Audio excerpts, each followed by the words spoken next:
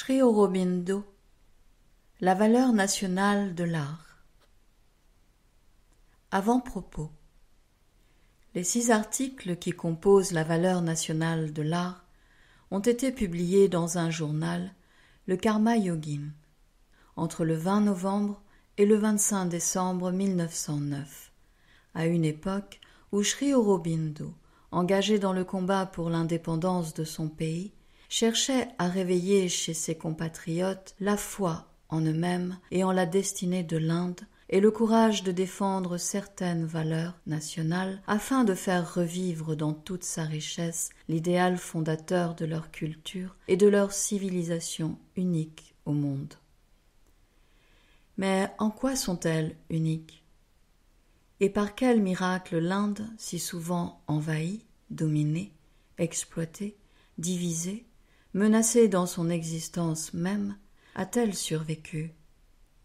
Quelle est sa force? Quel est son secret? Sa spiritualité, répond Sri Aurobindo. Elle est au cœur de sa philosophie, de son art et de sa littérature, et même de son organisation socio-politique. Sri Aurobindo commence la rédaction du Karma Yogin quelques mois après sa sortie de prison en mai 1909. Les expériences décisives qu'il a eues durant son année de détention lui ont fait voir clairement 2 choses. D'abord que le mouvement pour l'indépendance de l'Inde se poursuivrait jusqu'à son terme, inéluctablement, et en second lieu, qu'une autre et plus vaste révolution se préparait, la révolution spirituelle de l'espèce, à laquelle il devait désormais se consacrer. Car, nous dit Sri Aurobindo, seul un changement fondamental de la conscience humaine permettra de transformer les conditions de vie sur la terre. Les révolutions matérielles sont puissantes, écrira-t-il. Les révolutions morales et intellectuelles ont un champ infiniment plus vaste, des fruits infiniment plus riches. Mais les révolutions spirituelles sont les grandes semailles. Dans tous ses ouvrages, dans le cycle humain et l'idéal de l'unité humaine, comme dans les fondements de la culture indienne, dans le secret du Veda comme dans son essai sur la Gita, dans la vie divine comme dans la poésie future, Sri Aurobindo éclaire le dessein, révèle le sens de cette transition, de cette nouvelle étape de notre évolution, et il exhorte les Indiens à recouvrer cette vision et ce sens spirituel qu'ils possédaient jadis. Mais que de siècles d'asservissement et de renoncement ont en partie voilé, non pour revivre un glorieux passé, mais pour s'élancer vers les réalisations futures. Sri Aurobindo, révolutionnaire et poète, n'ignorait pas le rôle immense que l'art joue dans notre vie et dans tout système d'éducation. Il s'étonnait même qu'il y occupât trop souvent une place mineure, ni qu'une Inde culturellement assujettie ne pourrait se reconstruire sur ses propres bases et réaliser sa vérité. Sri Aurobindo rêvait d'un art nouveau pour l'Inde en pleine renaissance, un art dont la valeur nationale fut essentiellement spirituelle et contribua à transformer l'existence tout entière. Chapitre 1. Notre époque a tendance à sous-estimer la valeur du beau et à exagérer l'importance de l'utile. Tendance contrecarrée en Europe par l'emprise qu'exerce un héritage culturel faisant une large place au développement de la perception esthétique. En Inde, par contre, où nous avons été coupés de notre tradition et de toutes nos racines culturelles par une éducation vénale et sans âme, ce penchant n'est tempéré que par une référence constante à l'imagination, à l'émotion, ainsi qu'à une certaine délicatesse spirituelle, vertu enfouie, sans être pour autant détruite, dans le tempérament indien. L'importance qu'accordaient les anciens à la musique, à l'art et à la poésie est difficilement compréhensible pour une époque qui, au risque de priver la vie de son sens, se propose de transformer la terre en une sorte de superbe fourmilière, une ruche sublime où l'on s'obstine à confondre les conditions élémentaires du progrès humain, si nécessaires soient-elles, avec le but même de ce gigantesque processus évolutif. Nous entendons par besoins fondamentaux du genre humain ce qui assure la survie de l'individu en lui fournissant, en quantité suffisante et selon un partage équitable, de quoi se nourrir, se loger et se vêtir. C'est là un problème que les premières sociétés humaines de type communautaire avaient su résoudre à la perfection et qui, en dehors du collectivisme, n'a d'issue que dans le choix d'une solution commode, certes, mais inéquitable.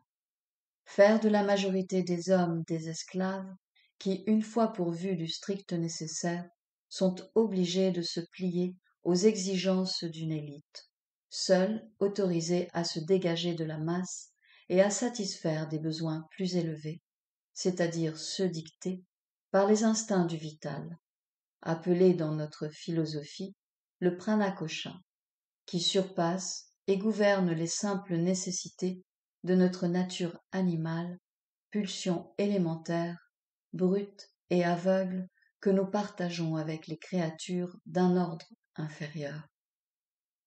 Ce sont ces exigences du vital, cet appétit de richesse et de luxe, ce goût des belles femmes et de la bonne chair, qui bouleversèrent les premières tentatives de structuration économique de la société.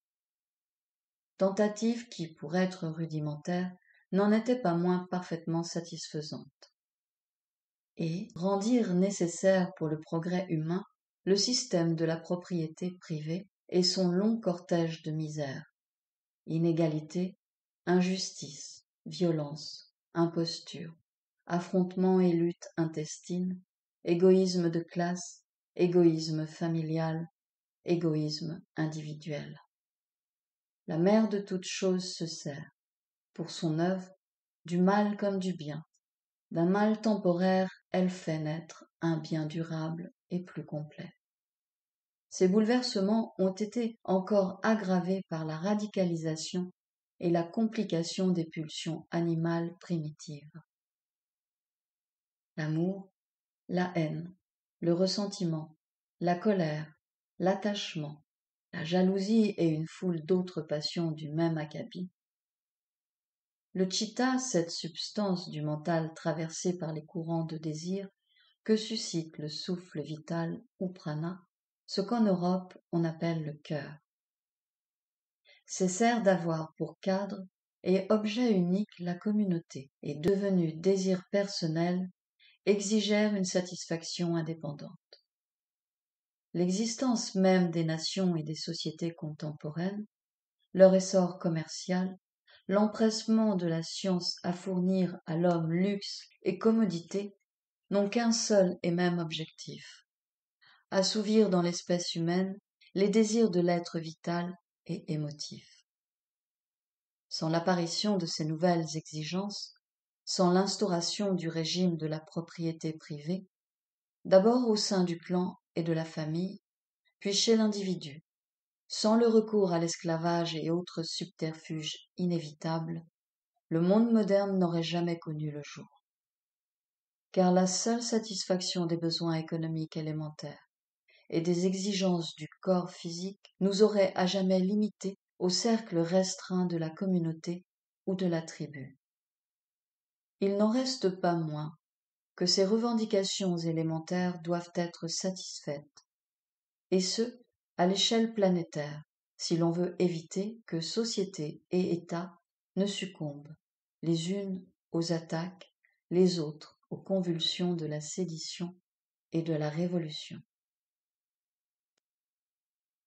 L'ancienne organisation sociale opposant une masse d'esclaves bien nourris et pourvus de l'essentiel à une ou plusieurs classes privilégiées qui seules avaient accès, dans une plus ou moins large mesure, aux jouissances supérieures de l'espèce, finit par s'effondrer au Moyen Âge, parce que les élans du cœur commencèrent de prendre chez l'homme trop d'ampleur, et sous l'influence de la philosophie, de la morale et de la religion, dépassant le cadre exigu de l'individu, d'une classe sociale, de la famille, du clan, voulurent s'étendre à la nation, au genre humain, voire à la création tout entière.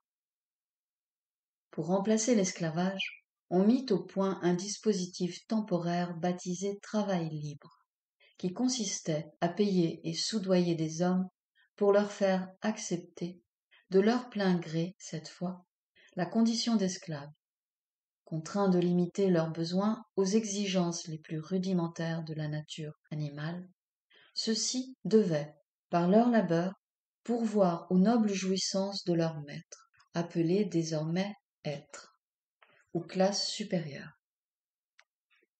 Cette solution se révèle, à son tour, périmée.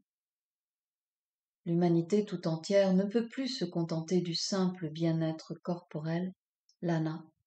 Elle revendique à présent la satisfaction du prana et du chitta, autrement dit l'assouvissement des désirs de l'être vital et émotif. Chaque homme se sent en droit maintenant de réclamer sa part de richesse, d'abondance, de jouissance pour soi et pour ses proches. Il demande à bénéficier davantage. Richesse nationale, gloire, souveraineté, rivalité, guerre, alliance, paix, que la nation réservait autrefois à une élite. Les classes supérieures, le prince, le bourgeois, les nobles. Il s'agit désormais d'accorder à chacun, sur le plan politique, social et économique, deux choses difficiles à concilier. La liberté et l'égalité, et d'en harmoniser le fonctionnement autant que le permet le développement actuel de l'humanité. Ce fut cette revendication, qui jaillit pendant la Révolution française, portée par une vague de fureur aveugle et sanguinaire. C'est ce que réclament la démocratie, le socialisme, l'anarchisme. Et les classes privilégiées et possédantes auront beau tempêter, elles auront beau maudire et accuser ces précurseurs de Démogorgon, leur résistance, si obstinée soit-elle, est vouée à l'échec. Car même si les intérêts qu'ils défendent ont su bénéficier, de génération en génération, de l'approbation de l'histoire, qui leur confère ainsi une sorte de sacro-sainte légitimité, l'avenir est plus puissant que le passé, et l'évolution poursuit sa marche incoercible, foulant aux pieds tout ce dont elle n'a plus besoin. Ceux qui la combattent la volonté même de Dieu. Ils s'opposent à une loi édictée depuis le commencement des temps, et leur perte est déjà signée dans le Karanajaga, le monde des types et des causes où la nature fixe le principe de toute chose avant de procéder à sa manifestation dans le monde visible. Niyata Purvameva. En vérité, ils ont déjà tué. Voir la Bhagavad Gita 11.33. Le gros de l'humanité vit encore empêtré dans les besoins du corps, les désirs du vital, les émotions et les courants d'une pensée, plutôt sensation que réflexion, jaillit de ce substrat élémentaire. Ce flux de pensées-sensations, c'est ce que la philosophie hindoue appelle le mana ou mental. Rares sont les animaux qui atteignent ce stade, et c'est la fonction la plus haute que l'humanité dans son ensemble ait jusqu'à présent totalement maîtrisée. Au-delà du mana se situe la bouddhi, ou pensée proprement dite, qui, une fois perfectionnée, est indépendante des désirs, des exigences du corps et de l'influence des émotions. Une petite minorité seulement a réussi à développer cette faculté. Plus rares encore sont les individus qui la contrôlent parfaitement. Seuls quelques grands penseurs, plongés dans leurs réflexions, savent, lorsqu'ils utilisent cette faculté, se garder des intrusions des éléments inférieurs. Mais dans la vie quotidienne, ceux-ci reprennent bientôt, chez eux aussi, le dessus. Ils les assiègent et dénaturent jusqu'à leurs plus nobles pensées.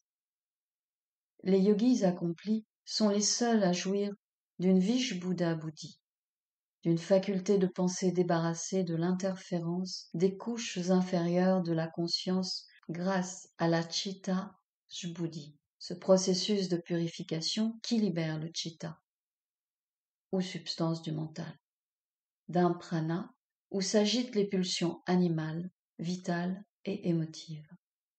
Chez la plupart des gens, la Buddhi est envahie par un mana lui-même pénétré par les couches inférieures.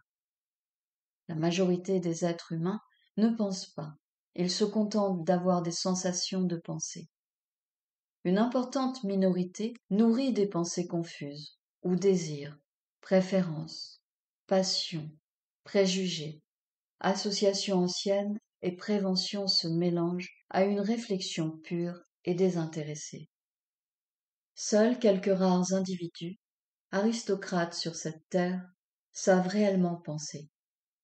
Ils représentent à cette heure la véritable aristocratie, non pas physique et héréditaire, ni celle issue d'une supériorité vitale procurant fierté, richesse, luxe, ni même celle provenant d'émotions plus nobles comme le courage, l'énergie, le génie politique et l'habitude du pouvoir, bien que ces dernières comptent aussi. Mais l'aristocratie du savoir, de la perspicacité tranquille, de la capacité intellectuelle. Dans toute organisation future de la société humaine, cette inégalité naturelle, encore inapparente mais sur le point d'émerger, est appelée à jouer un rôle déterminant. Au-dessus de la Buddhi se trouvent des facultés que l'on regroupe sous le terme général de spiritualité. Cet ensemble de facultés est encore plus rare, encore plus imparfaitement maîtrisé, même chez les êtres les plus développés, que ne l'est le pouvoir de la pensée. La plupart des gens confondent en effet intellect, génie visionnaire ou ferveur émotive et spiritualité. Il s'agit pourtant d'une fonction beaucoup plus haute, la plus haute de toutes, dont toutes les autres ne sont que voiles et déguisements. Nous touchons là, en fait, à l'origine, à la source qui est aussi notre point de retour, au but de l'évolution humaine. S'il est vrai que la spiritualité, à maintes reprises, par grandes vagues successives, a pénétré l'humanité, elle n'y a suscité qu'un élan temporaire avant de se retrancher dans l'âme d'un petit nombre, ne laissant derrière elle qu'ombre et dépouilles qui servirent à bâtir, à constituer ce que l'on a coutume d'appeler la religion. Quoi qu'il en soit, la pensée est la cime la plus haute que l'homme ait atteinte jusqu'à présent, et c'est elle qui est responsable de l'écroulement de l'ancienne société. La pensée présente deux aspects distincts, le jugement ou raison et l'imagination, qui ensemble concourent à l'élaboration parfaite des idées. Ce sont la science, la philosophie, la critique d'une part, l'art, la poésie et l'idéalisme d'autre part qui ont miné les structures anciennes et provoquant leur effondrement, ont jeté les bases d'un ordre nouveau.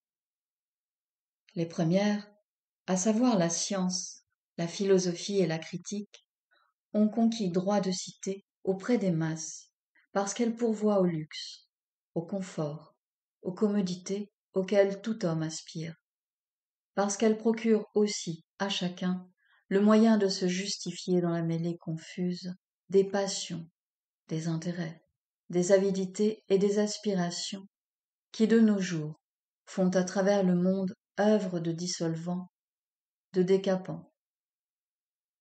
L'importance de l'autre aspect, plus subtil et profond, échappe encore à la majorité des gens parce qu'il agit de façon moins perceptible, moins sensationnelle.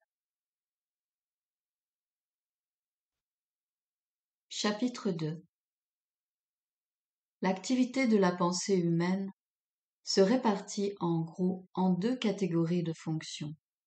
Celle dite de la main droite, à savoir la contemplation, la création, l'imagination, les centres qui perçoivent la vérité, et celle dite de la main gauche, la critique, le raisonnement, le discernement, l'investigation, les centres qui portent un jugement sur la vérité perçue.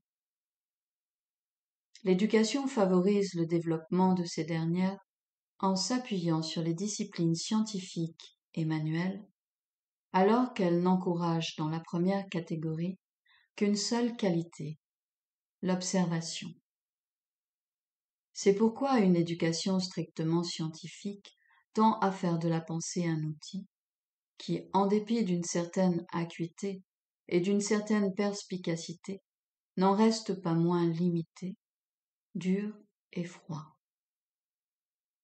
Celui qui ne s'est entraîné à aucune discipline de la main droite ne peut espérer suivre, même dans son propre champ d'activité, que des sentiers battus. Il ne peut prétendre élargir les fondements de la culture humaine, ni repousser les limites de la science. Un œil bien dressé à l'étude de la nature, un esprit pauvre et enchaîné. C'est ainsi que le décrit Tennyson, et la description est juste. Mais un regard cultivé sans un esprit cultivé ne peut en aucun cas donner naissance au type humain le plus élevé. Le développement de l'esprit est précisément le but poursuivi pour une éducation appelée à juste titre libérale. Et les disciplines les plus aptes à favoriser cette croissance de l'esprit sont l'étude des langues, la littérature, les activités artistiques, la musique, la peinture, la sculpture, l'étude de matières telles que la philosophie, la religion, l'histoire, l'étude et la compréhension de l'homme à travers ses œuvres, celle de la nature et de l'homme en s'appuyant sur des facultés tant analytiques qu'interprétatives. Telles sont les disciplines qui dépendent de l'activité intellectuelle de la partie droite de notre cerveau. Si l'importance de la plupart d'entre elles est désormais reconnue, on a néanmoins tendance à ignorer la valeur de l'art et de la poésie en les reléguant au rang de simples raffinements, privilèges et luxes des riches et des oisifs, plutôt que choses nécessaires à l'ensemble de l'humanité et utiles à la vie. Cela provient, dans une large mesure, du fait que ces puissants instruments ont été mal utilisés par une poignée de nantis qui, au stade intermédiaire du développement humain, avaient la haute main sur le monde et ses richesses. Mais c'est avant tout lorsque les facultés esthétiques ont commencé de prendre part à la jouissance du monde et à la satisfaction des instincts du vital, à l'amour du beau, dans l'homme comme dans la femme, dans la nourriture, dans les choses, dans les objets d'usage courant comme dans les articles de luxe, que l'homme a pu se hisser au-dessus de la bête. C'est grâce à cela surtout qu'il a pu raffiner et purger ses passions, ennoblir ses émotions et, empruntant les voies du cœur et de l'imagination, s'élever au rang d'être intellectuel. Il faut préserver ce qui l'a aidé dans son ascension, de peur qu'il ne retombe plus bas. Car un homme qui aurait développé son intellect, fort de ses connaissances scientifiques et maître de la nature tant grossière que subtile, un homme qui aurait domestiqué les éléments et fait du monde son piédestal, mais aurait négligé de cultiver ses émotions et son esprit, ne serait rien autre qu'une espèce inférieure d'Asura, mettant les pouvoirs d'un demi-dieu au service d'une nature bestiale. Selon d'obscures traditions, qui gardent un vague souvenir de cette ancienne époque, telle fut la civilisation de l'antique Atlantide, engloutie par les mers quand sa grandeur et sa perversité devinrent pour la terre un fardeau trop lourd à porter, et nos propres légendes sur les Azuras traduisent une perception similaire, celle d'un grand accomplissement brutalement interrompu. La première et la plus élémentaire vocation de l'art est purement esthétique. La seconde est intellectuelle ou éducative. La troisième, la plus haute, est spirituelle.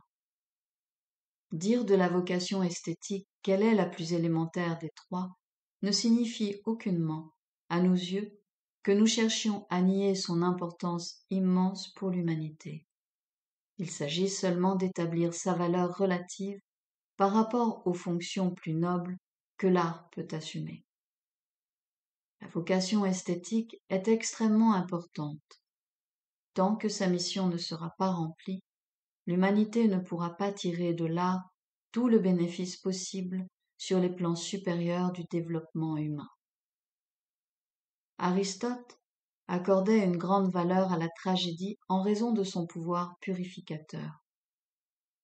Pour décrire ses effets, il emploie le mot catharsis, emprunté à la langue sacrée des mystères de la Grèce, et qui, dans la discipline occulte des anciens tantriques grecs, correspond exactement à notre Chitta Jbudhi, méthode de purification du Chitta, cet ensemble des idées reçues, des sentiments et des comportements habituels, grâce à un processus soit de rejet, samyama, soit de satisfaction, boga, ou à une combinaison des deux.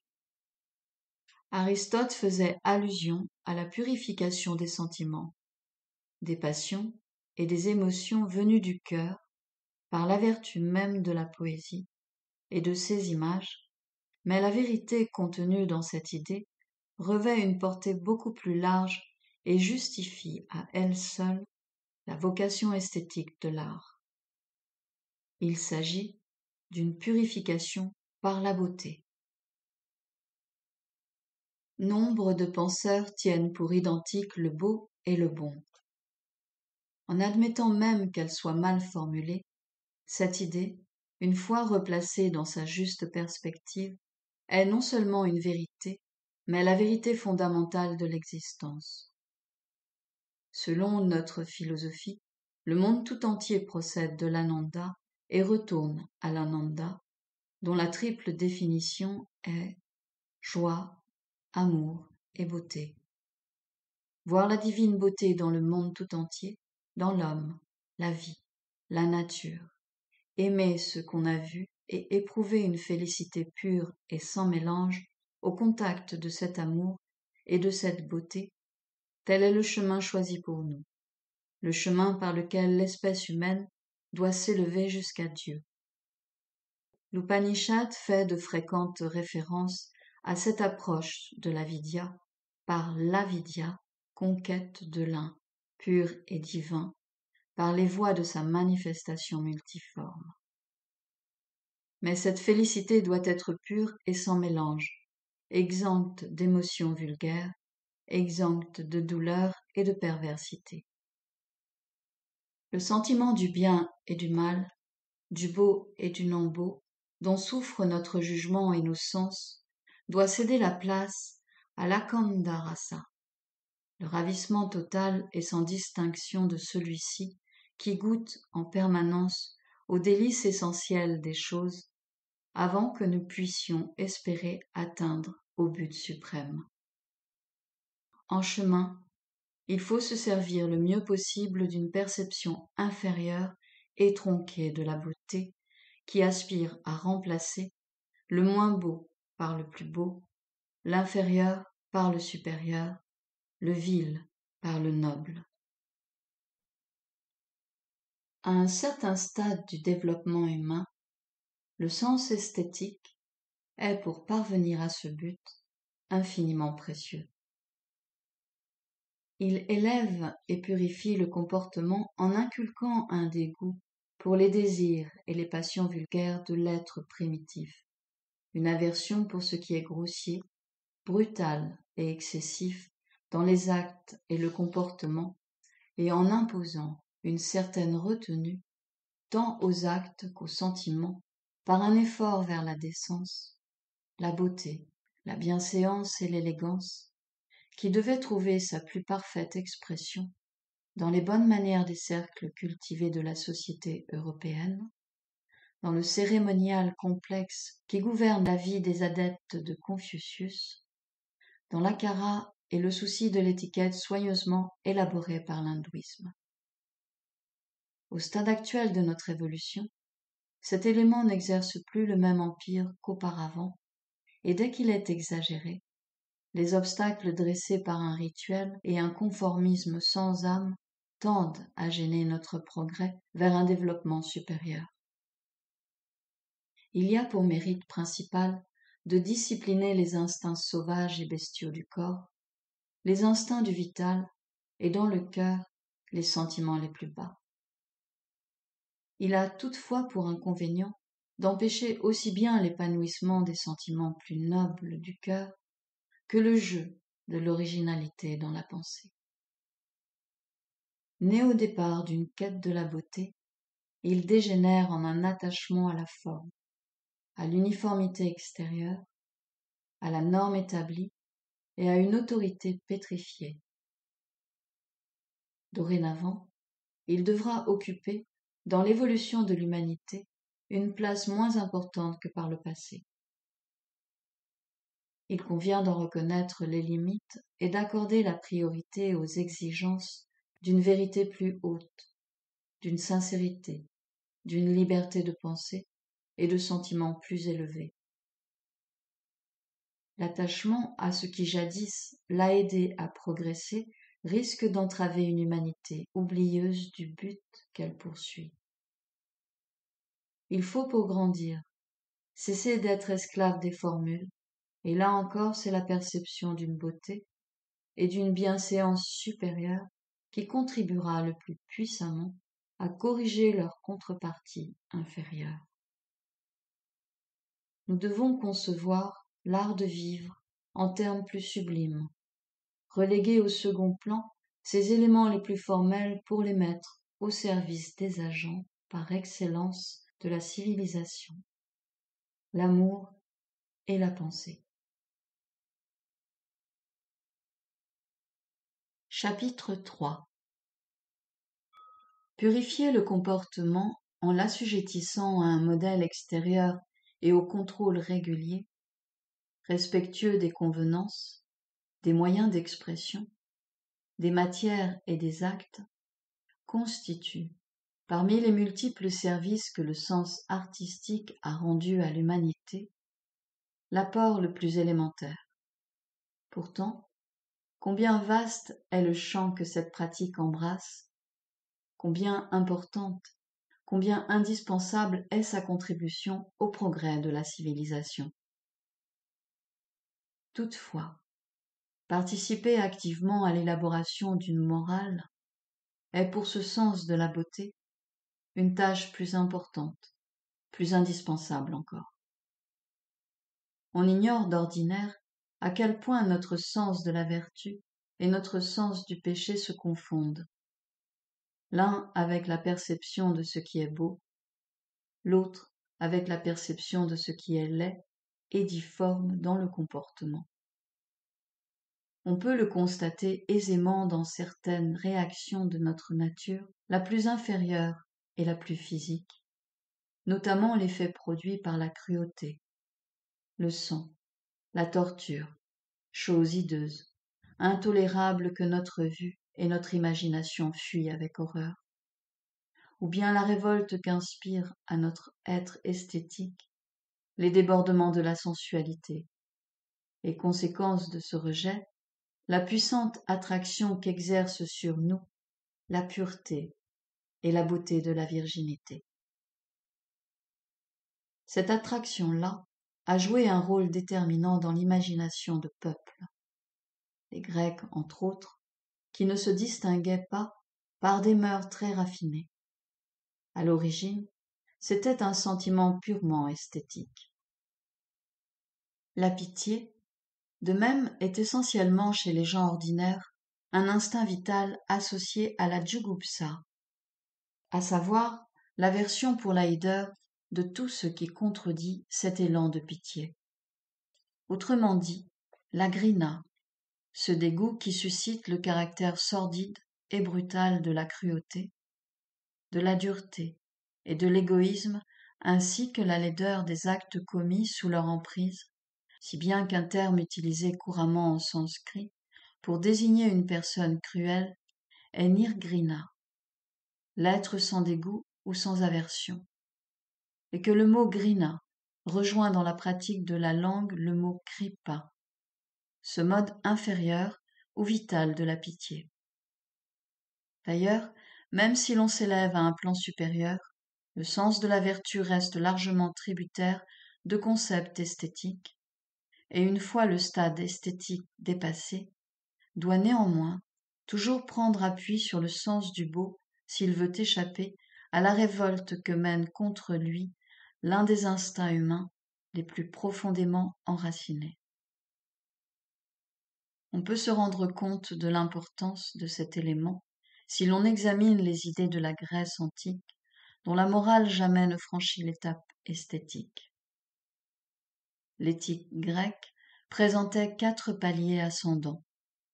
Le prepèse, qui désigne ce qui est bienséant ou extérieurement décent. Le dikaion, ce qui est conforme à la loi, à la coutume, à un certain critère d'humanité.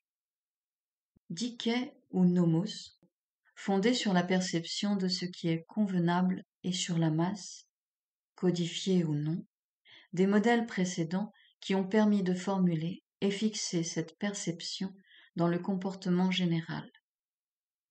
Autrement dit, le juste ou le légal. 3e degré, le bien, ou agathon, fondé en partie sur les règles de la bienséance, en partie sur les commandements de la justice et de la loi, et qui tend à la beauté pure, et pour finir, échelon et critère suprême, la beauté pure, le câlin.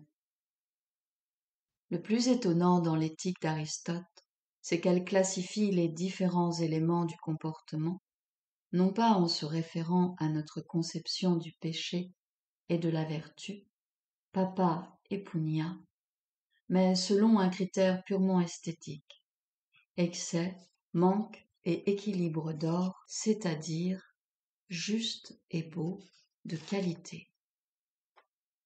Cependant, même du seul point de vue de la beauté, l'idée que les Grecs se faisaient de la vie était imparfaite, non seulement parce que leur conception de la beauté péchait par manque d'universalité et demeurait trop attachée à une pureté de forme et de contour, à une sobriété affectée, mais parce qu'il manquait d'amour.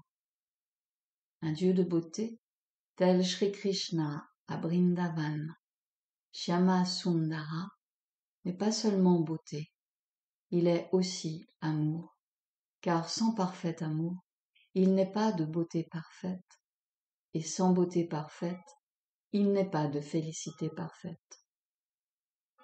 Une humanité qui prend pour guide de sa conduite un mobile esthétique se limite. Si elle veut poursuivre son ascension, elle doit passer outre. Il fallait donc que le moule grec soit brisé. Il fallait même que l'humanité se révolte un temps contre la beauté. Le bien, ou agathon, devait échapper momentanément à la tutelle du sens esthétique de la beauté, le câlin, tout comme à présent il s'efforce de se libérer de l'emprise de l'euprepès et du dikaion, qui le réduisent aux simples convenances, aux seules coutumes, lois et normes sociales. Poussée à son extrême, cette tendance anti-esthétique aboutit au puritanisme et aux manifestations les plus primaires de l'ascétisme. Retracer l'évolution de la morale en Europe, c'est en gros retracer l'histoire d'un conflit entre la conception hellène de la beauté esthétique et la conception chrétienne d'un bien supérieur, conception pervertie, l'une par l'académisme, l'autre par un ascétisme sans grâce. L'association de ce dernier avec la vertu a le plus souvent repoussé la perception de la beauté dans le camp du vice. S'il est vrai que le bien ne doit pas être subordonné au sens esthétique, il n'en doit pas moins rester beau et exaltant, faute de quoi il cesse d'être bon. L'existence n'a pas pour objet et fin en soi la pratique de la vertu, mais la découverte de la félicité, l'ananda, et le progrès consiste non pas à rejeter la beauté et la félicité, mais à passer d'une beauté inférieure, incomplète, à une beauté supérieure plus complète, à s'élever pour atteindre à cette félicité. La faculté artistique a un troisième rôle à jouer, supérieur aux deux autres décrits précédemment, la fonction la plus haute de la perception artistique avant que celle-ci ne se hisse au plan de l'intellect. La purification directe des émotions, cette catharsis dont parle Aristote. La poésie de l'existence consiste en ce plaisir, cette félicité éprouvée dans les émotions que nous donnent la vie et l'action, tout comme l'art de l'existence consiste à contrôler et agencer, selon un principe de beauté, le tempérament et l'action. Nous venons de voir comment l'art de vivre contribue à l'œuvre de purification. Mais le pouvoir purificateur inhérent à cette poésie de la vie fait davantage encore pour le bien. Les 8 rasas forment l'essentiel de notre existence. Dans leur jouissance de l'action, la leur ou celle des autres, les mouvements du cœur peuvent être dirigés soit vers le bas, comme c'est le cas chez l'animal et l'être bestial, à seule fin de satisfaire les 10 organes de perception et les désirs du vital, qui chez l'homme sensuel ordinaire prennent les sens pour instruments, soit peuvent contribuer à la satisfaction du cœur lui-même, un cœur occupé à jouir d'une vie dominée par ses émotions, soit encore peuvent être dirigés vers le haut par le biais de l'intellect, rationnel et intuitif, en vue d'atteindre à la félicité par une appréhension de l'origine de toute félicité, l'esprit, le satyam, sundaram, anandam, qui transcende et englobe, origine et fondement de tout ce processus universel d'évolution et de progrès. Quand le cœur s'occupe de lui-même, il goûte la poésie de la vie, le délice des émotions, il goûte la merveille, le pathos, la beauté, les plaisirs et les charmes, le calme, la sérénité, la clarté aussi bien que la grandeur, l'héroïsme, les passions, la fureur, la terreur et l'horreur de l'existence, de l'homme, de la nature, de la manifestation phénoménale de Dieu. Sans être le point culminant, ce stade dépasse néanmoins celui d'un développement animal, vital et superficiellement esthétique. Dans la vie, bien que jouant un rôle d'une importance évidente, il est gêné par les exigences du corps et celles des passions du vital. Entrent en scène alors et triomphent les formes les plus dynamiques de l'art et de la poésie, avec pour premier et puissant avantage celui d'offrir un terrain permettant d'exclure les sollicitations pressantes de la nature animale, un terrain où les émotions, occupées uniquement à satisfaire le cœur et l'imagination, peuvent se consacrer dans un effort désintéressé à l'œuvre de la catharsis, cette purification des émotions chère à Aristote. La Chitta-Shruti, ou purification du cœur, est le passage obligé pour arriver à un accomplissement supérieur. Montrer à quel point la poésie et l'art œuvrent dans ce sens suffirait donc à prouver leur suprême importance. Telle est bien leur contribution, ou plutôt l'un seulement, parmi beaucoup d'autres, des immenses bienfaits de ces disciplines que nos contemporains ont tendance à considérer comme de simples agréments de l'existence, et par conséquent comme des activités mineures. Chapitre 4. Nous touchons maintenant au cœur du sujet, la place qu'occupe l'art dans l'évolution du genre humain et le rôle qu'il joue dans l'éducation et la vie quotidienne d'une nation. Le sens du beau a-t-il ou non une quelconque influence sur la vie d'un pays? Telle est la première question qu'on doit se poser. Ce que nous avons écrit plus haut montre clairement que le savoir-vivre, la culture sociale, une attitude de retenue dans tout ce que l'on fait et exprime, qui contribuent tant au prestige, à l'honneur national, qui font admirer un peuple comme le peuple français, aimer les Irlandais, respecter l'aristocrate anglais, sont fondés essentiellement sur le sens de la forme et le sens du beau, la perception de ce qui est juste, symétrique, bien agencé de ce qui attire le regard et séduit l'imagination.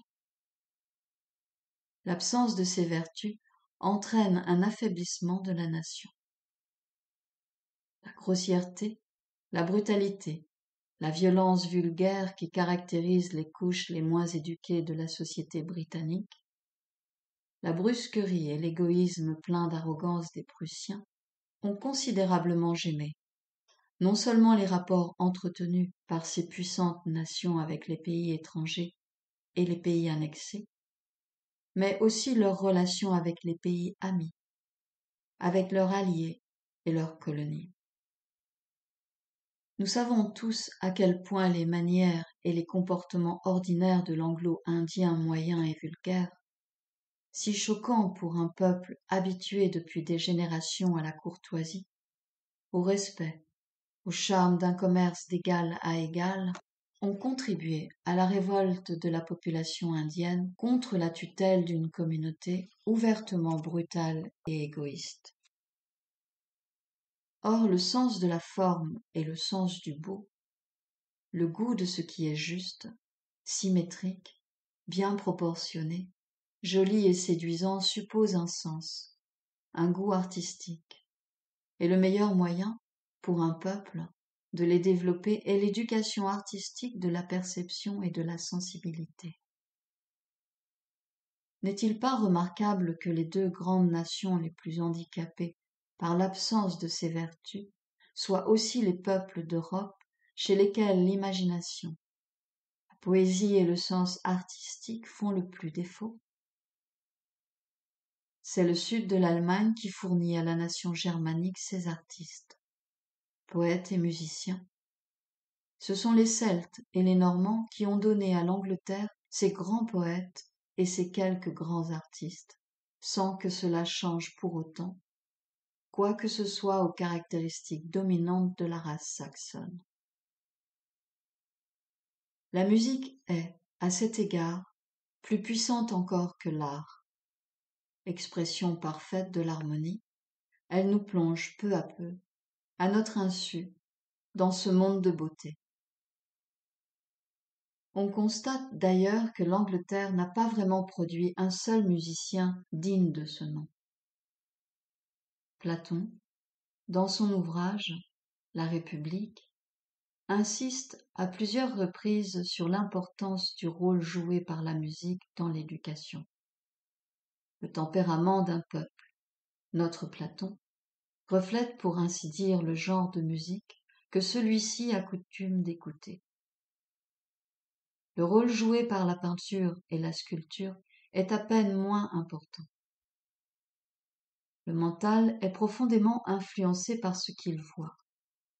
Si, dès l'enfance, on exerce l'œil à contempler et apprécier la beauté, l'harmonie, la juste relation des lignes et des couleurs, l'homme, une fois adulte, aura pris peu à peu, sans s'en rendre compte, l'habitude de vivre et gouverner ses goûts, ses habitudes et son tempérament, selon ces mêmes principes de beauté, d'harmonie et de juste équilibre.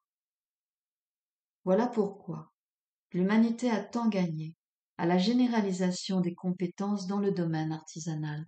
Voilà pourquoi elle a tant profité de l'estime dont ses disciples jouissaient dans la Grèce antique, en Europe à certaines périodes de son développement, au Japon aussi, de même qu'au plus beau jour de notre propre histoire. Il ne s'agit pas de faire de chaque demeure une galerie d'art. Cependant, si le cadre même de notre existence, si le mobilier de nos foyers deviennent choses de goût et de beauté, cela ne peut que contribuer à élever, ennoblir, harmoniser, à adoucir et polisser les mœurs, les pensées et les sentiments de la population. L'étude du beau, ou celle des arts nobles, produit, sur les émotions, un résultat comparable. Nous avons déjà évoqué cette purification du cœur, ou chitta-shuddhi, obtenue en poésie, comme nous l'avons indiqué, par la jouissance libre et désintéressée des 8 rasas, ou formes de la sensibilité esthétique, composantes d'une existence ainsi préservée de la contamination tumultueuse des émotions inférieures, attachées à leur seule satisfaction. Aristote en fait la fonction principale de la poésie. La peinture et la sculpture, quant à elles, œuvrent dans le même sens, mais emploient des procédés différents. S'il arrive que l'art fasse appel aux mêmes méthodes que la poésie, il ne peut le faire avec autant de succès, parce qu'il lui manque le mouvement inhérent à la forme poétique, figée, immobile. Il n'exprime jamais qu'un moment choisi, un point donné de l'espace, et ne peut changer à volonté l'époque ou le lieu. Mais c'est précisément cette immobilité, ce calme, cette fixité qui font la valeur spécifique de l'art. La poésie élève les émotions et donne à chacune sa félicité propre. L'art calme les émotions et enseigne à chacune le délice d'une satisfaction restreinte et contenue. C'est cette qualité-là, en vérité, que les Grecs peintres dans l'âme, plutôt que poètes, ont essayé d'exprimer à travers leur poésie.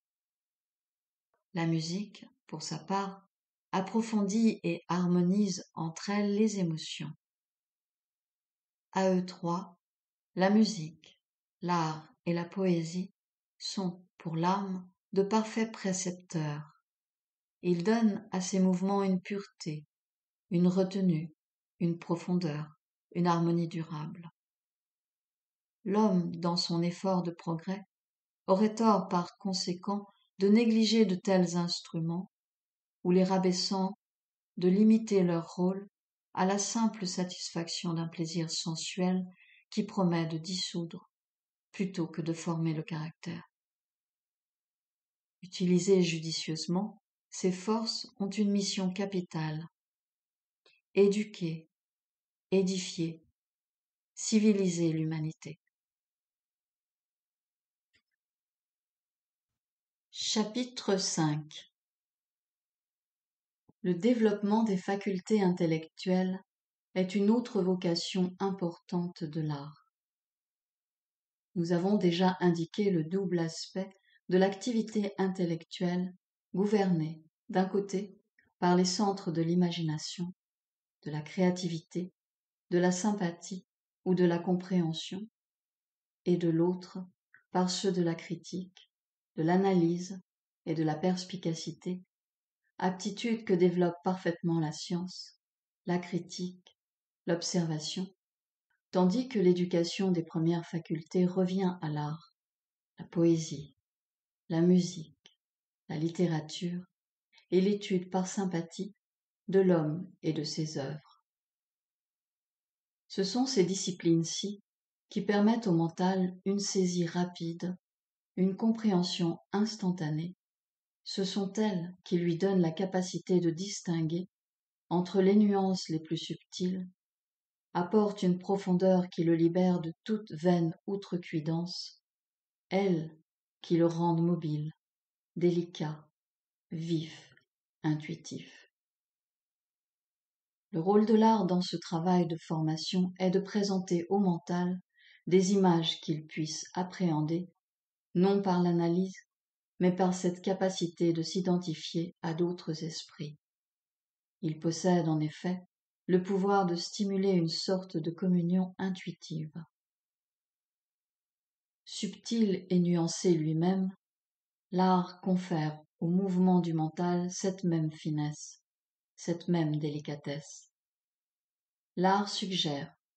Aussi l'intellect habitué à l'apprécier est-il capable de saisir au vol une simple indication, s'appropriant ainsi, non seulement, comme le fait l'esprit scientifique, ce qui est positif et réside à la surface, mais également ce qui conduit à une connaissance sans cesse renouvelée, toujours plus vaste et plus subtile, et creusant plus profond, débouche sur les secrets de notre nature intime en un lieu que les instruments concrets de la science ne peuvent ni sonder ni mesurer.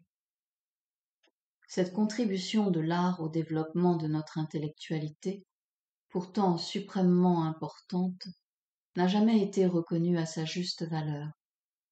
Les hommes ont préféré confier l'éducation de cet aspect de notre intelligence à l'étude des langues, de la poésie, de l'histoire et de la philosophie, composantes obligées de toute instruction libérale, alors que l'immense pouvoir formateur de la musique, de la peinture et de la sculpture reste largement sous-estimé.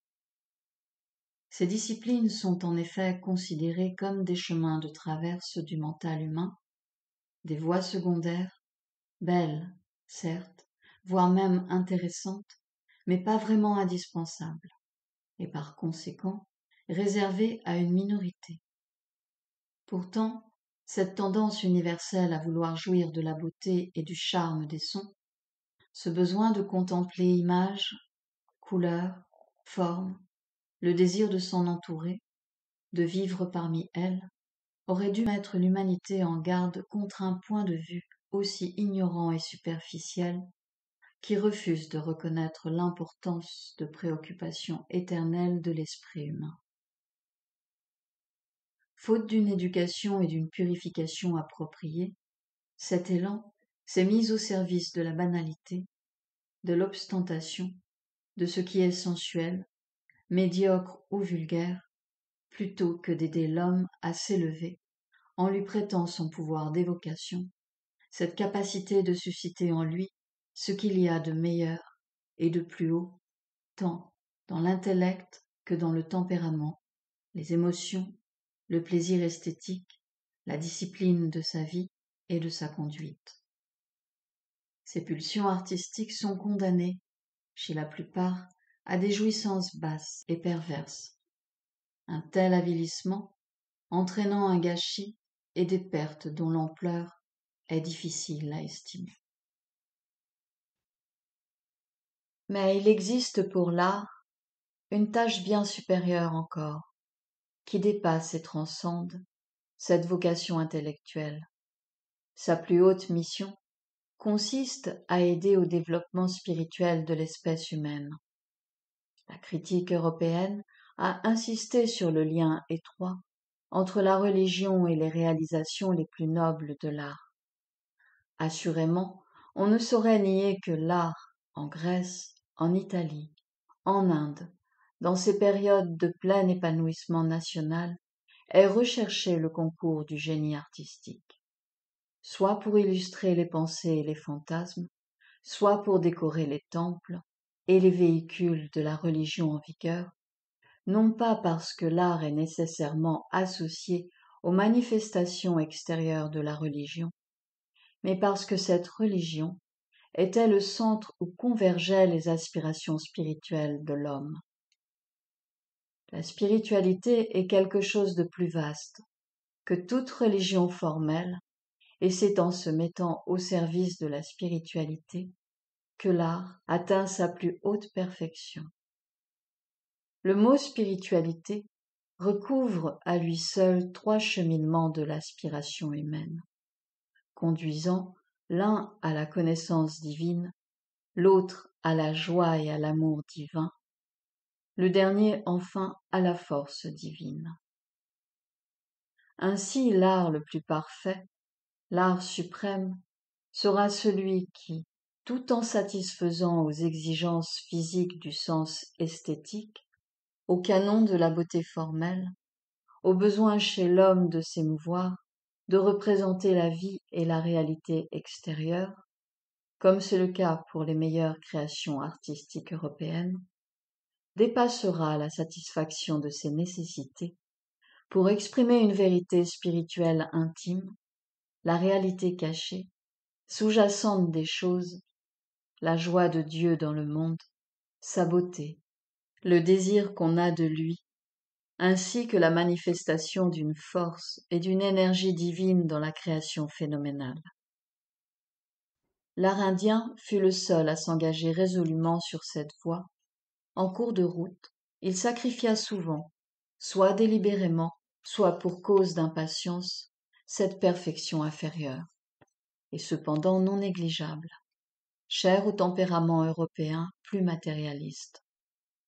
Voilà pourquoi l'art s'est séparé en 2 courants distincts, et la tendance européenne diffère à ce point de la tendance asiatique qu'il a fallu attendre notre époque pour qu'en Europe la perception esthétique s'éduque et puisse commencer à apprécier les conventions, les intentions et les traditions artistiques de l'Asie.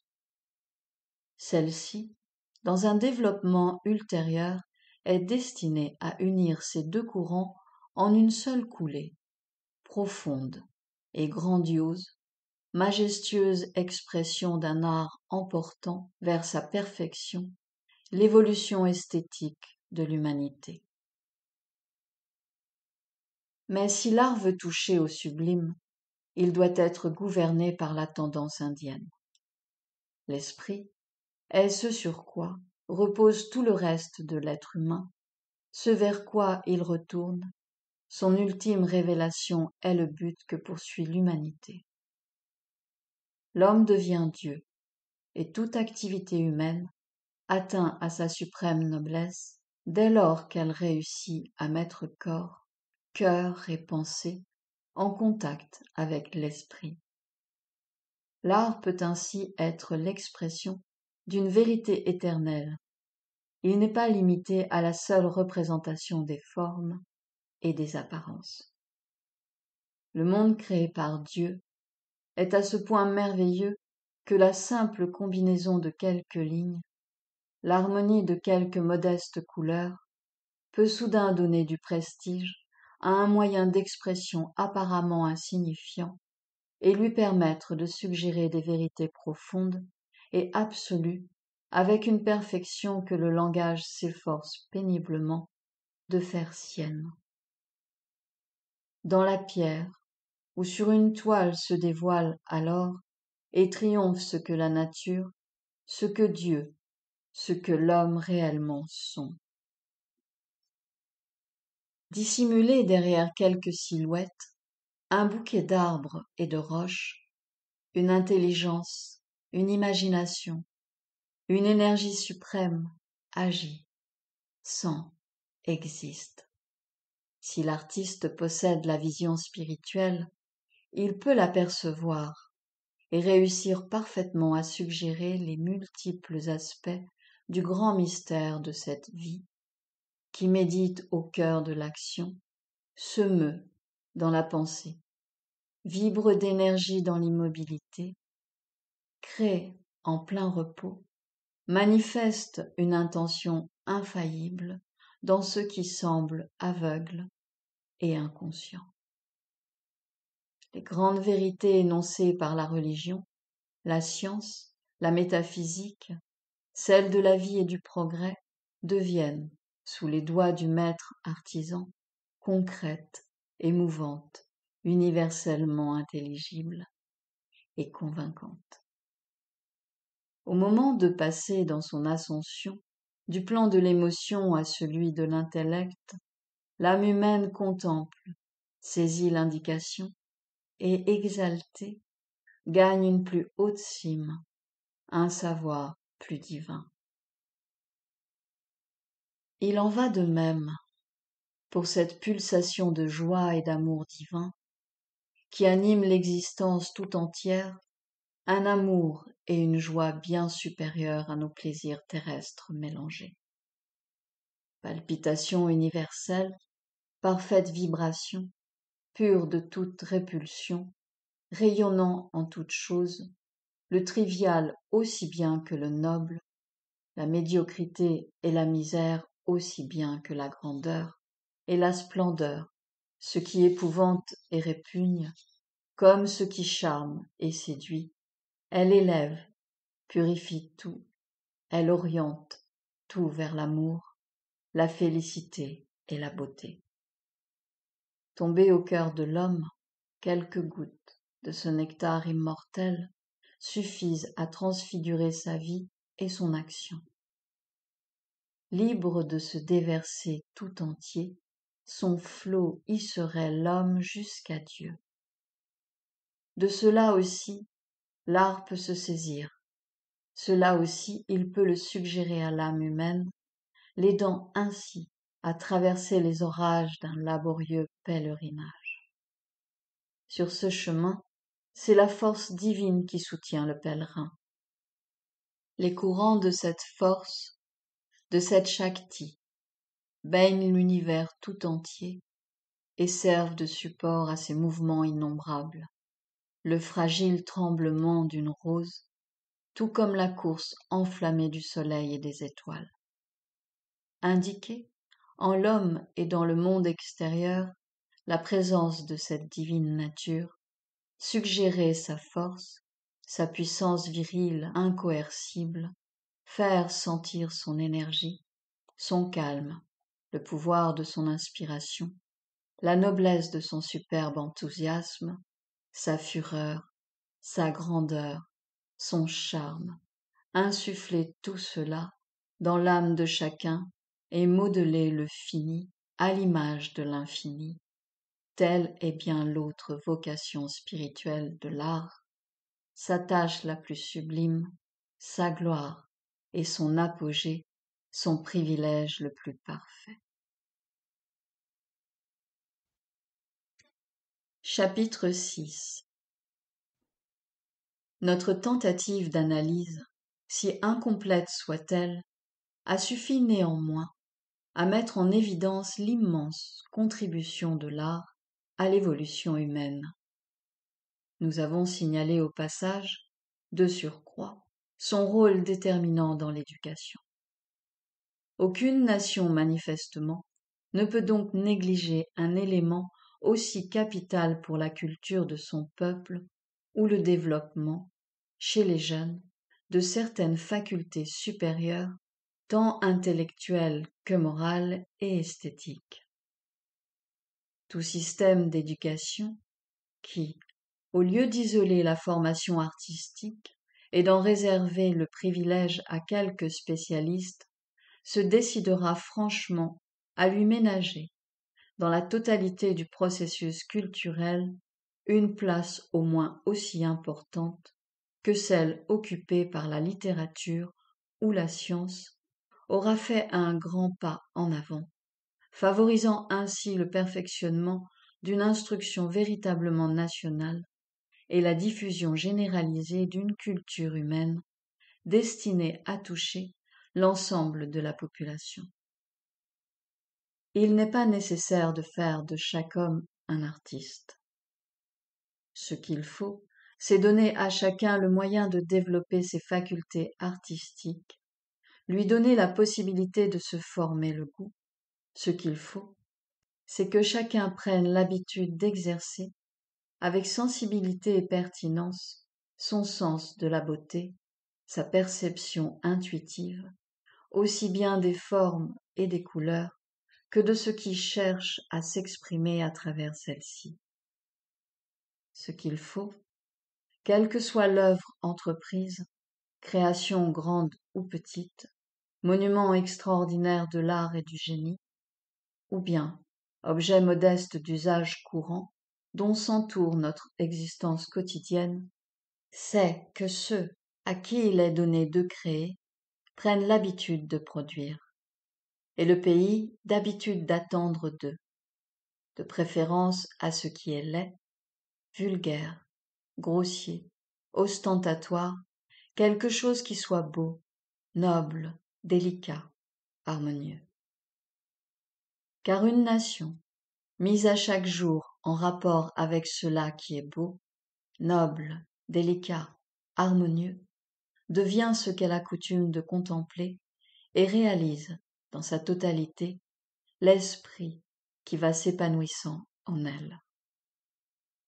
Le système d'éducation nationale, inauguré au Bengale, a bien tenté de promouvoir les activités manuelles en insistant sur la pratique du dessin et du modelage, initiative prometteuse, certes, mais bientôt rendue futile par l'absence d'idéal artistique, par une méconnaissance du but véritable des travaux manuels à l'école, par des impératifs financiers qui imposèrent à ces établissements précaires une forme d'enseignement à vocation essentiellement commerciale, par le règne, enfin, dans cette soi-disant éducation nationale, des idées, des méthodes et des goûts britanniques. Les étudiants ne manquaient pourtant pas de talent, mais la formation dispensée finissait toujours par gâcher et mal employer les dispositions initiales.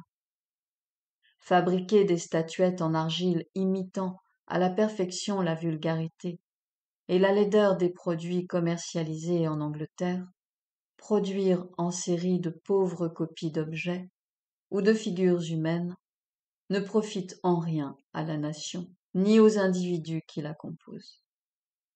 Liberté et dynamisme de la conception, grâce à la visualisation en soi des formes et des couleurs, liberté de l'exécution, fruit d'un apprentissage personnel permettant de reproduire d'instinct non pas tant la forme et les proportions des choses telles qu'elles sont vues du dehors, car il s'agit là d'un moindre talent facile à acquérir, mais plutôt la perception intime de la relation et de la vérité qui gouverne ces choses, pouvoir d'observation et de mémorisation visuelle, rapidité et discernement d'un regard, apte à pénétrer le dessin général des formes et l'harmonie des couleurs, telles sont les facultés qui doivent être suscitées chez l'élève, entreprise pour laquelle les méthodes britanniques, conventionnelles et mécaniques, ne sont d'aucun secours. La résurrection en Inde d'un art authentiquement national est désormais chose faite, et les chefs-d'œuvre issus de cette école méritent déjà d'être comparés à ce que d'autres pays ont produit de meilleur. Dès lors, il est impardonnable que chez nous continue d'être pratiqué un enseignement académique et trivial inspiré du système britannique. Il est impardonnable que persistent des intentions et des méthodes bassement commerciales calquées sur l'Occident. Il reste à mettre au point, pour le pays, un système d'éducation véritablement national. Il faut en effet purger nos esprits entachés par les idéaux de l'Occident. Il faut affranchir notre pensée de méthodes étrangères qui ne lui conviennent pas, et ce, surtout dans l'enseignement, point de départ obligatoire de tout renouveau intellectuel et esthétique. Il importe de faire revivre l'esprit de l'antique art indien. Il importe de renouer avec cette inspiration, ce don de perception directe conçu préserver, jusqu'à nos jours, les détenteurs des anciennes traditions. Il faut retrouver le talent inné et le bon goût propre à la race indienne. Redécouvrir cette dextérité manuelle et cette contemplation intuitive du regard. La nation tout entière doit être hissée jusqu'au sommet où jadis culminait sa propre culture, et par-delà.